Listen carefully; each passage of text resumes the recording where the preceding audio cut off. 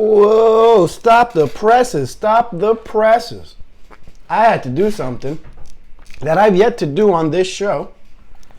See, I recorded what you're listening to right now. This was recorded at night, and I was going to put it out immediately. And you know what? It actually was published on the internet for about 5 minutes. And I had this moment where I was getting ready for bed, and I realized, holy crap, I told you guys 3 concussion stories. And I did say at one point in this episode that I had 4 concussion stories. And I can't let you guys go without getting all 4 of those concussion stories. Now, you guys heard about the 2 concussions I suffered while playing that pathetic year of freshman football. You guys heard about that concussion I suffered while getting attacked for $5 and mistaking my attacker as my friend. I thought you were my friend. Oh. There's one more concussion story, guys. One more. And probably the best of the 3 or 4 stories that I have that revolve around head trauma. And I had this moment where I was in bed last night and I said, I cannot release this episode without the 4th and final concussion story. So, I unpublished the episode, took it off the internet, woke up this morning, and decided to interject this little bit of bonus content for this episode, because y'all cannot leave without knowing how Will Bryant has been concussed 4 times in his life. Concussion number 1, got beat up in 6th grade. Concussions 2 and 3, one was in practice, man. Not a game.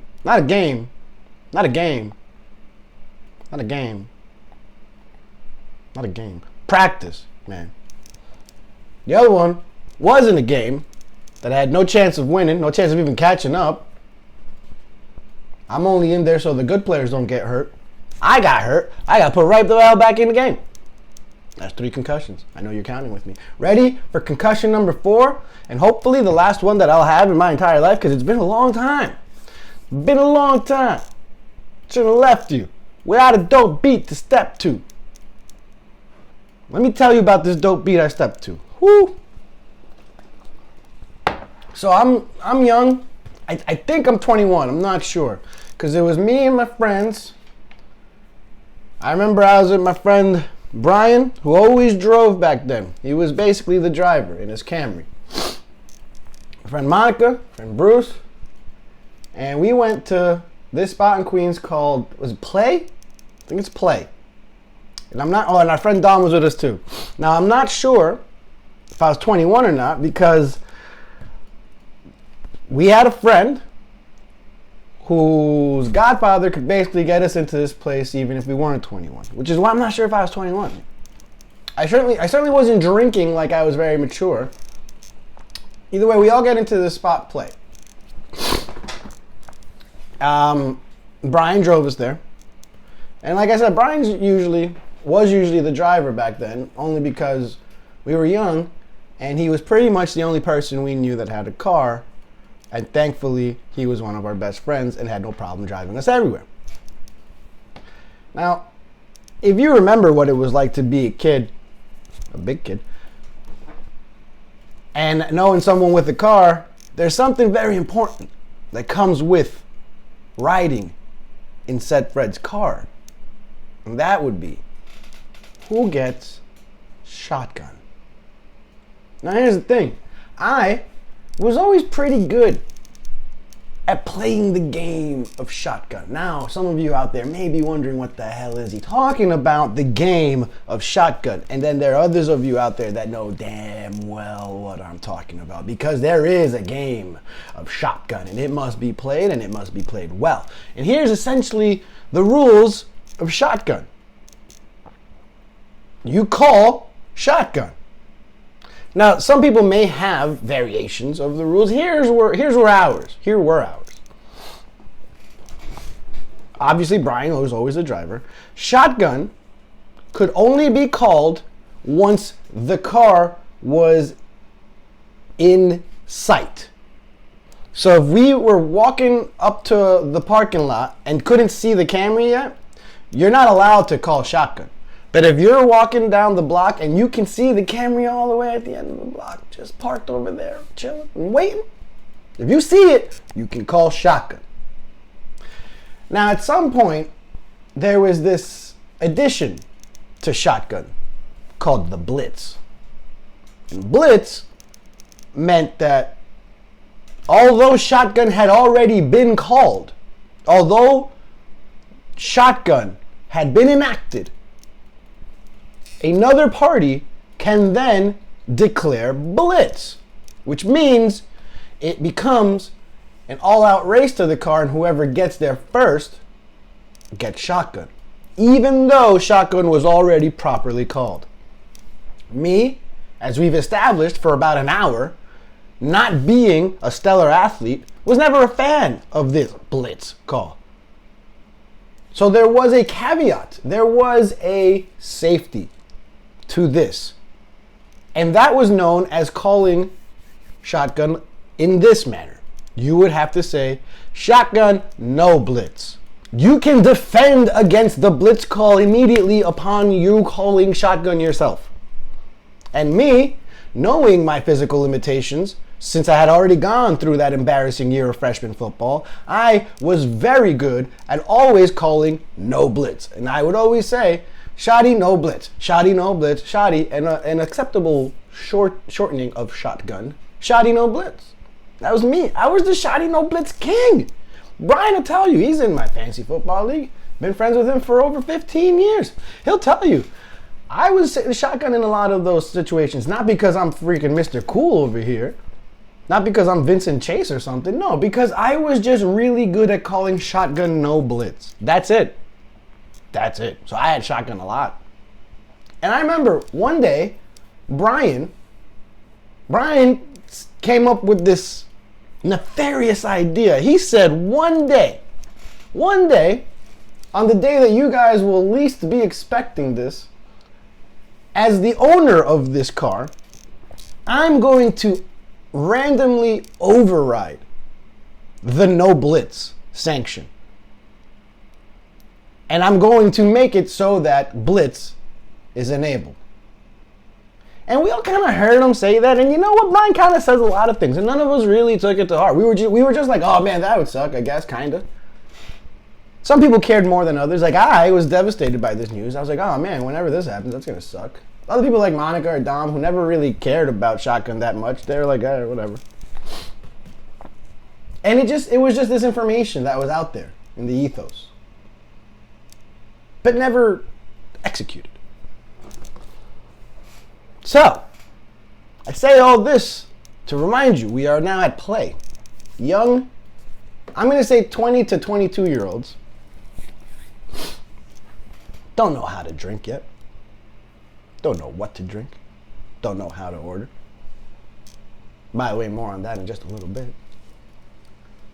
We get to play and we proceed to get obliterated. We were there all night. I remember Play had this drink called like the Red Devil, which was basically, if you wanted to get twisted and destroyed, you get a Red Devil. It's basically like a Long Island iced tea with something red that makes you even worse and more drunk than a Long Island. We were drinking, I don't know how many of those I had. I don't know if I even had more than one. All I remember is we were all drunk. Nobody, not a sober soul left to Play that night. Play Lounge. How many souls have Play Lounge claimed on Queens Bully? Kidding? I am Queens Boulevard. Well,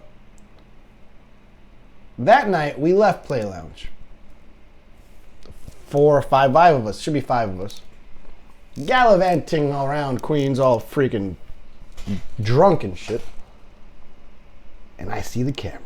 And I'm like, all right, baby. Shotgun, no blitz. Think nothing of it. But for some reason, on this night, Brian's eyes got real sinister. He had this evil smile. And he kind of looked at me and he said, you know what? Blitz! And I was like, he did it. The son of a bitch did it. So I started like jogging towards the car. I was like, all right, fine. Because I was already like kind of ahead of them. So with this jog, I was probably like a solid half a block ahead of them. So I was like, hey, he called blitz. I'll have a leisurely jog to the car. Somewhat annoying. But no biggie. Until I started hearing it. And it's getting louder. And louder. And I turn around. And it's my friend Bruce. Of the 5 of us, easily the fastest and easily the most athletic. And I see him running.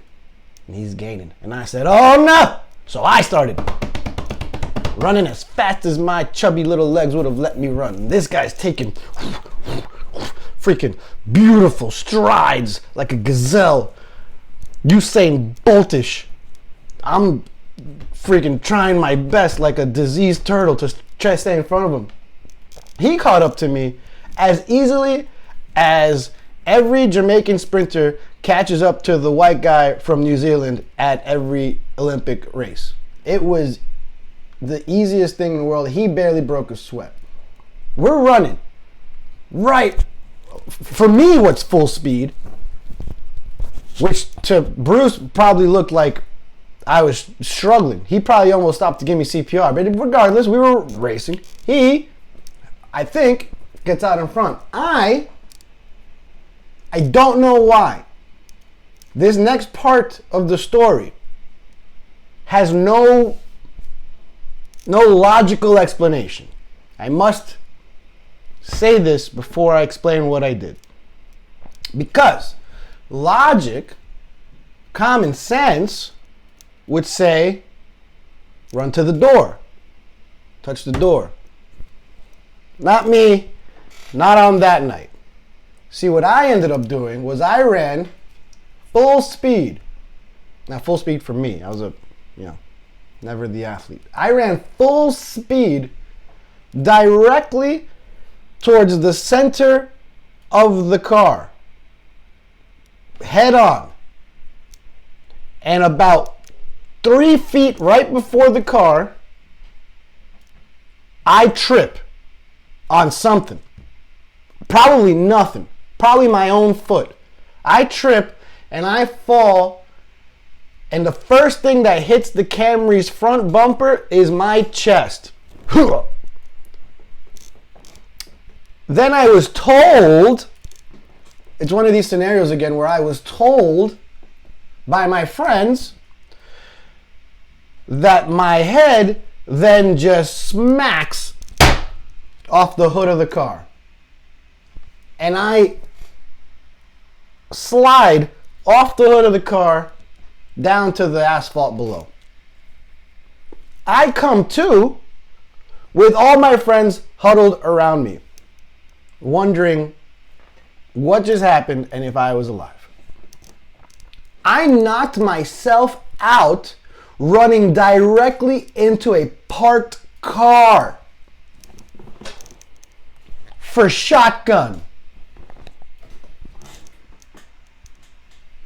I ran into a parked car and knocked myself unconscious.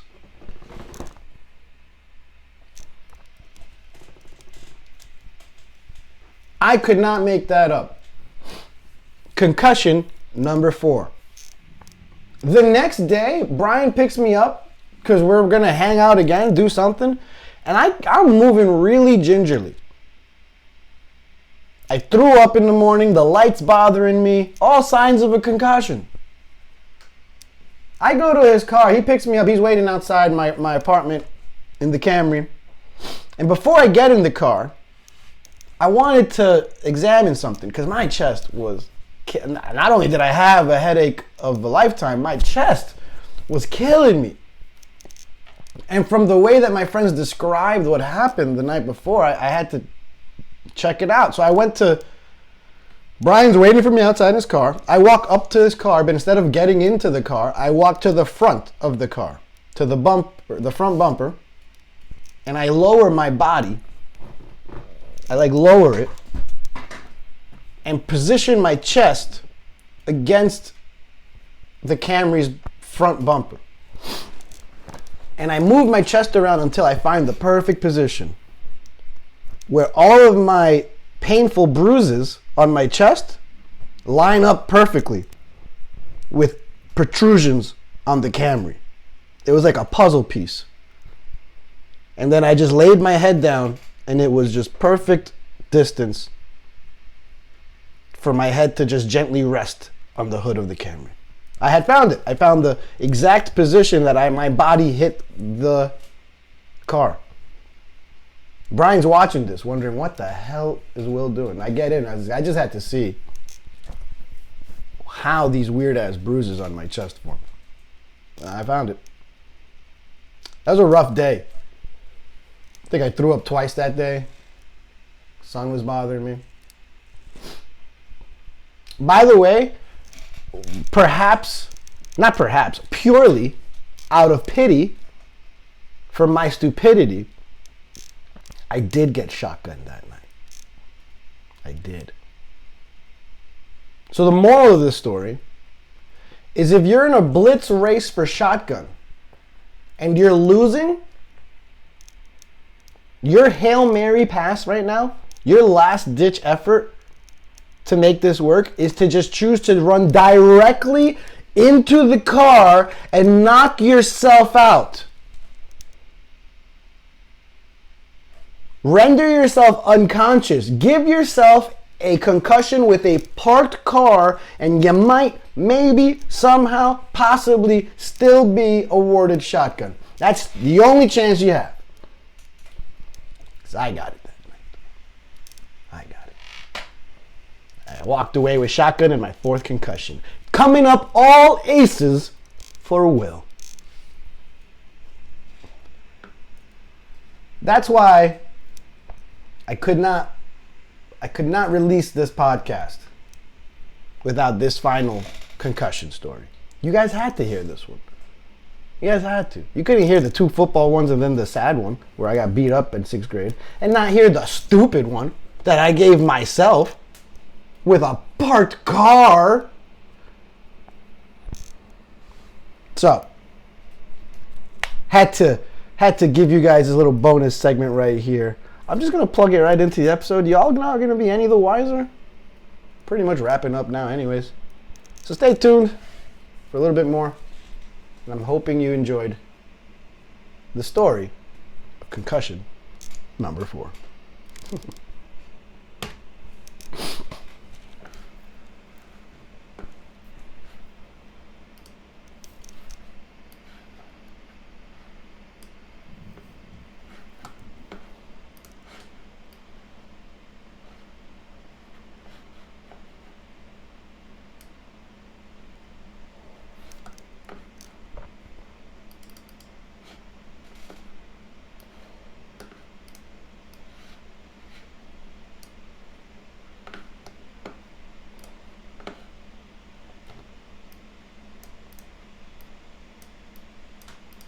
Oh, what the heck?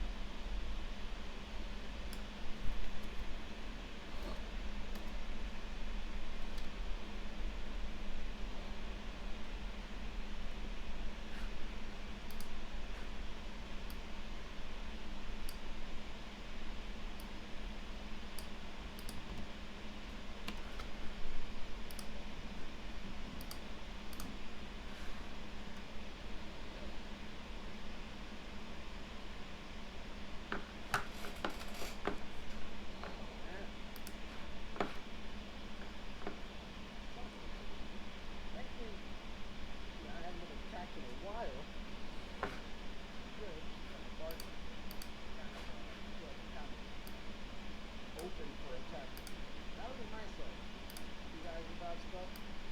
I have literally not talked about anything. I started off about hurting my back and I was down 55 minutes playing that before the with my girlfriend. That was a nice one. That was good.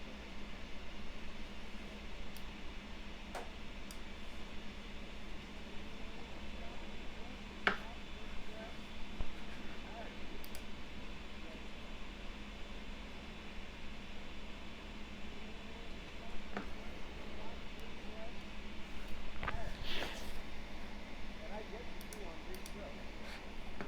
See, I recorded stupid that I gave myself with a parked car. So, had to give you guys a little bonus thing. I'm gonna plug it right into the episode. Y'all not really into the light. Stay tuned. A little bit more. Hoping you enjoy it. Story.